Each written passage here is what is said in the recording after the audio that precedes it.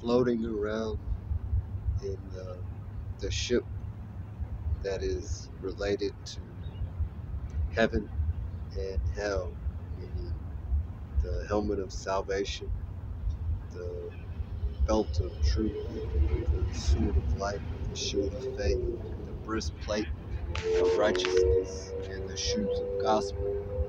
When it talks about in the Bible the ark that is said to be a part of the holy mountains, purification 7 times by fire, the purity of that sin or iniquity that is shaped into something more pure, even though there is no real sin other than world conflict involved with all of those stated in the Bible as the 7 sins. The world conflict that involved making money and interracial relations with the Dead Sea Scrolls and the Dead Sea that had risen from the earth with Jesus Christ as the Savior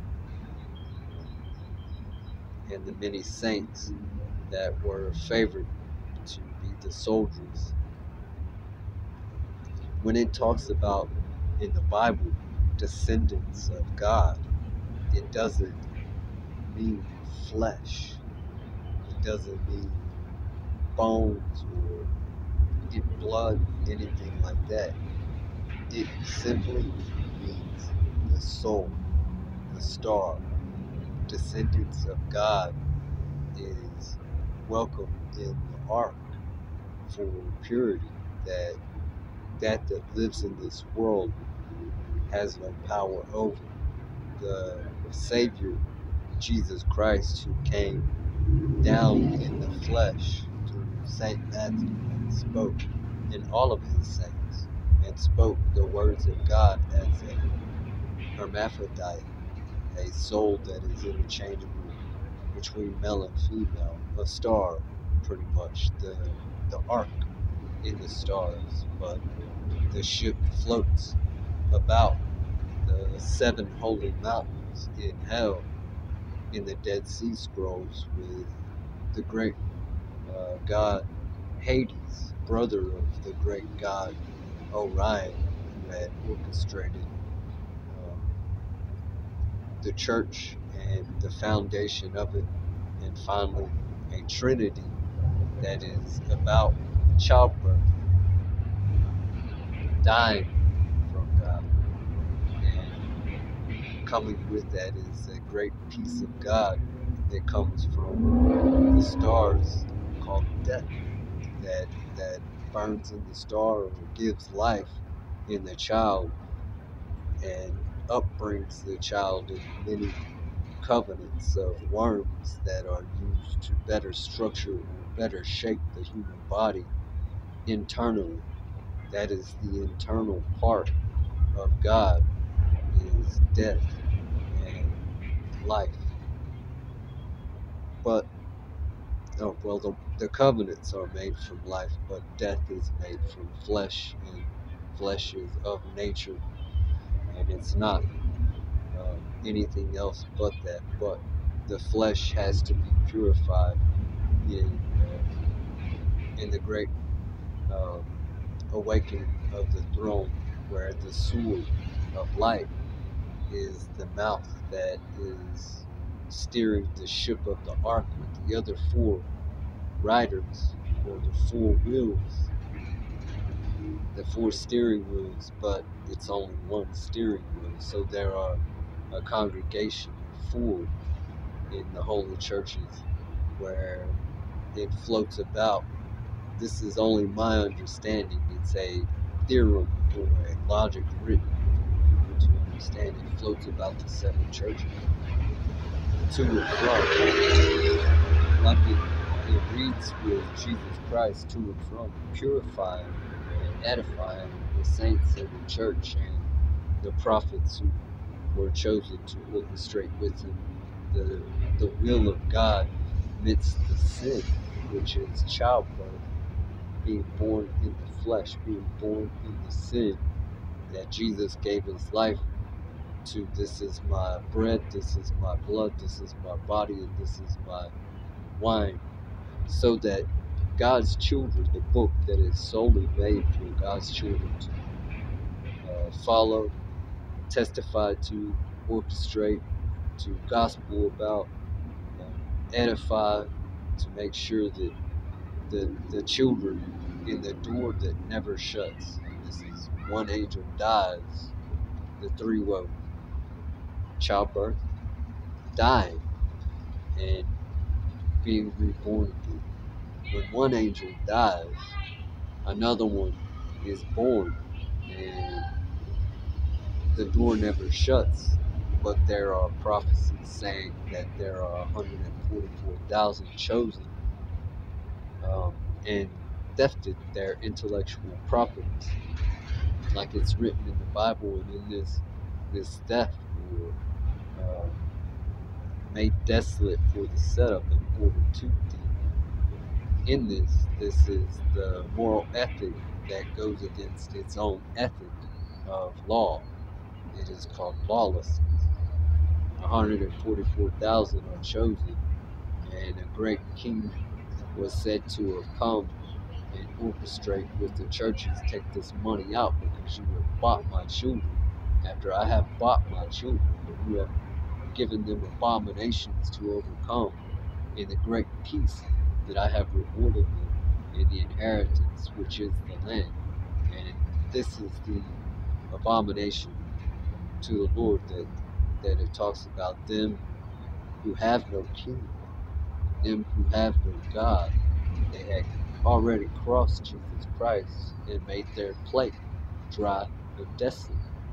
And they come into America to do the same thing and turn the land dry and desolate, the land that which one has inherited in the Trinity. And in that Trinity, like Father, like Son, has also inherited the penis fish rod that measures the church, or measures the saints, or measures the world. And that is the sea and the land.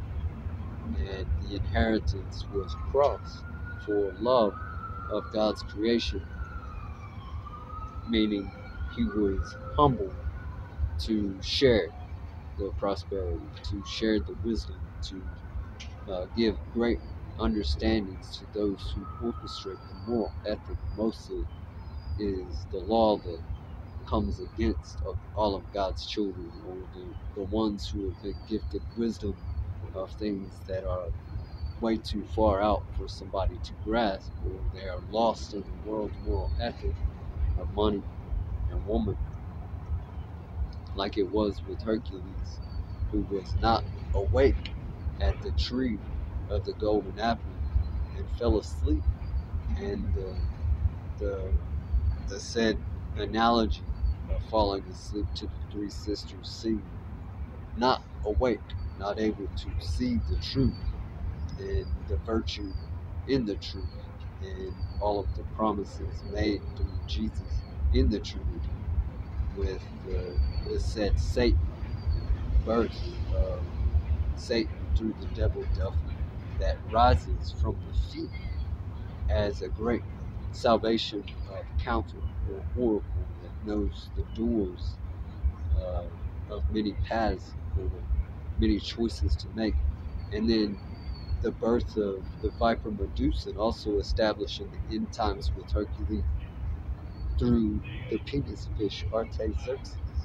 In the Trinity, the Father and the Son had made a covenant with Delphi the devil, that python snake in the tree, a part of the true vine of the tree, where Adam and Eve had began in the consummation of self from the rib, and then sleeping with self and consummating a childbirth. But that viper Medusa, born through Artaxerxes and Delphi, and Satan, born through Jesus Christ and Delphi, and that promise of the 144,000 chosen in a short while to change your ways.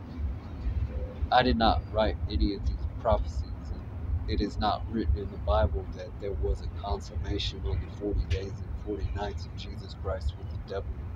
And it doesn't say anything about Artaxerxes consummating a viper Medusa with the devil Delphi. But this is my understanding as a covenant is a deal with the devil. And in that 40 days and nights, that deal was a consummation called Satan.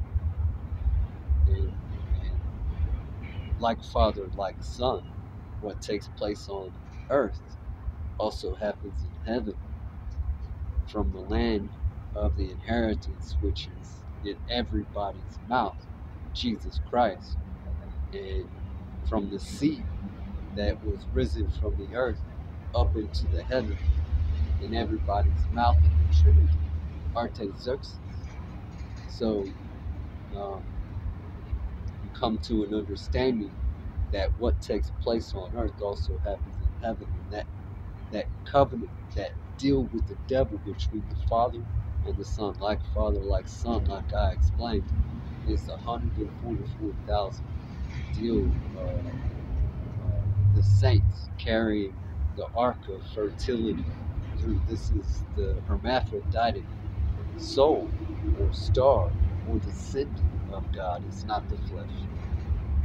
It is not the descendant of God. It is not the blood or the bones. However, there are enrichments of minerals and stuff and all of those things. It must be purified into a more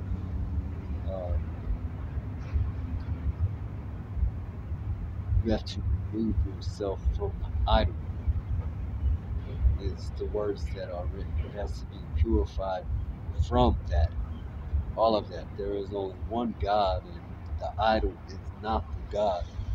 And when it is purified from that and taken and risen into heaven as a more pure substance to be a part of the descendants of God, which is the stars, without the image, without the eyes, omniscience that is awake and able to speak off of the pureness of what is in heaven, the stars that created this great place called the imagination, until the idol destroys all of God's children, which is all of the imaginations. And Jesus Christ is put upon that cross one more time with the inheritance of the land and the sea, as I had explained it, like Father, like Son, and the covenants that I had explained between the devil and the deal that is made for the 144,000.